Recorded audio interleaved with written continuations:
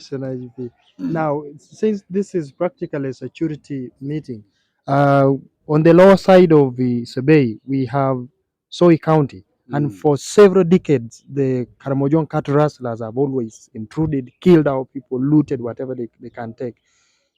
Is there any possibility that maybe before you leave Sebei, you can visit the affected areas? Because it's not even so long ago that we had several killings that took place down there. Do you think you can visit that place before you go back? And maybe what could be the program for this in order to address such a situation? Yeah, one on visiting, I might not be able to visit, but tomorrow I'll have another program in the urban region. But most importantly, the issue you are raising is affecting most of the victim districts around the Karamoja region, so Karamoja sub-region. But we are addressing them mainly increasing on our deployment in such areas like so you are talking about to improve on our deployment. We are putting some of the us2, us2 and stock unit, putting them in some of these areas. Initially when the Karamoja question became too much, that's when they pulled all the forces into Karamoja itself. But now that the other one has been scaled down, we are now going to put more forces, UPDF and UPF, in some of these areas to ensure that the people are safe and secure, which we guarantee the people of Kapchorwa, the General Sebei region, that we will not allow the Kajongs again to come into this region and destabilize it. Afande, corruption tendencies has been on and on, Yes. especially in the police force. Though it is being encountered on, but it remains a challenge to date. Mm. What could be the strategy that you people are embarking on to ensure that the force is cleaned up? One is engagement, telling them that they have to desist from it. Secondly, is taking action against the officers who are caught involved in corruption. Our strategy is to make it very expensive, very costly for one to engage in corruption. Once you engage in corruption, you'll face the law. Possibly you will be dismissed from the force. Because we can no longer tolerate corruption in the force. It has killed the force, not only the force, but also other people in this country. Corruption is eating society, but we cannot tolerate it in a security force like police. So we have already arrested some. Some are already appearing before disciplinary courts, but others will be arrested. But most importantly, you also as the community, including the media, need to help us identify some of those characters who are engaged in corruption so that we take action. That's the hope, and I appeal to you. Please come and help us.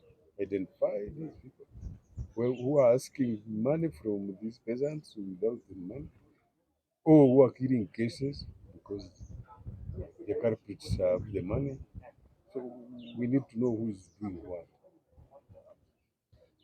Then the final one, Sabah is a sports district region, Yes. and the athletes who have been running for Uganda Police for over 5 years, Mm. but their names aren't being enrolled. But in most cases, annually, the officers from the directorate will keep coming and promising, but it has become something that is, I don't know whether you're aware of it, and if what are you doing about, because this talent sometimes it comes at a time when a person is supposed to benefit from it directly, based on the directive which the president of Uganda said any excelling athlete should join any police force. Why is it that police force takes so long to absorb these people into the system? But we have absorbed a number of them. If you know, most of them are now police officers, and actually we are in the process of promoting them. Soon you will see their names come. We have almost like 6, 7 very, very talented people. Actually, But on whether to absorb everybody, to join the forces voluntarily, we will not going to force them. But whoever wants to come will come. And as I tell you, they are men. You wait for the promotion when it comes out. You hear Maybe most of them will be from men. I want to ask this. That Let's see. I know mine is straightforward. Mine is there is already a challenge of manpower in the police force. Yes. Do you have any plan to add more? Yes, we have been engaging with our leaders. The issue has been budget, but we have been asking for the recruitment, and they had accepted. We are hoping that this budget will allow. Once it is allowed, we have a big manpower gap. We are going to recruit in thousands so that we curtail this problem. Thank you so much. Maybe lastly, community policing has done a lot in improving the image of the police towards the communities Yes. in Uganda. But there are some areas where it is lacking. What is your plan about this? Community policing, you are right. It is very helpful. A very big tool, very important tool in policing in the modern world, where you now appeal to the public to do better policing than if you limited it only to the police. We are obviously engaging more in it, talking to the people, using the leadership, talking to the leadership, increasing on our own deployments in community policing, and of course using the media. A number of things we are utilizing to ensure that we bring it to the public to know that they can do more for their security than leaving it to the security forces like police. Because once we engage them and they do what is required, crime can reduce in society. So it is we are struggling, we're working together with the community to ensure community crime generally goes down. Maybe your names and your status in police.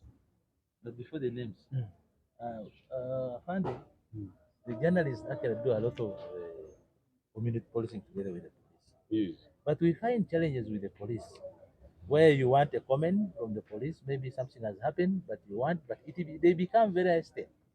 You go to the DPC says go to the PRO at the region. You go to the region, say go to Enanga. We get stuck on the way. How are you going to help us for us to access this information? And what is the status of the DPC? Is he allowed to give us the information? Because in most cases, they refer some of them, not all. Okay, because as a policy, in order not to make everybody talk anyhow, we have police PROs, and every region has a PRO. So I find it very hard to believe that statement that they, they don't. That means they are not doing the leadership in that region, because they should be able to refer you to a PRO. At every region, there is a PRO. Because you cannot always be running to Kampala to talk to another. When something has happened in Nisebei, yes, there is a PRO in Nisebei. I don't know even if he is around. There is a PRO here who should be able to answer your question. And if he has to consult us, you can now consult but come back to you. Because without you, we cannot move. We know you are important. So I'm really disturbed by that. If it is happening, Maybe it's not correct. The other one I found is related also to Apart from Karamojong here, we have states also from Pokot, not Ugandan Pokot, but The Kenyan sometimes the Kenyan Pokot. I don't know what arrangement or what strategy is in place to ensure that these Kenyan Pokot who are usually at times armed and staying. Yeah, it's a matter of policy. We are not supposed you are not supposed to come from outside with the weapon into this country. We have been discussing with the army. That's the clear policy. Once you come in, you should be handled. But most importantly, if you have come to raid and you are a Pokot from outside, we shall handle you one like a criminal, two as a police. Yes. The other time, Kenyan government asked Uganda help Kenya not restrain the Kenyan armed Kenyan from crossing. No, I'm told even recently there was a meeting. Kenyan ministers, they came to Uganda.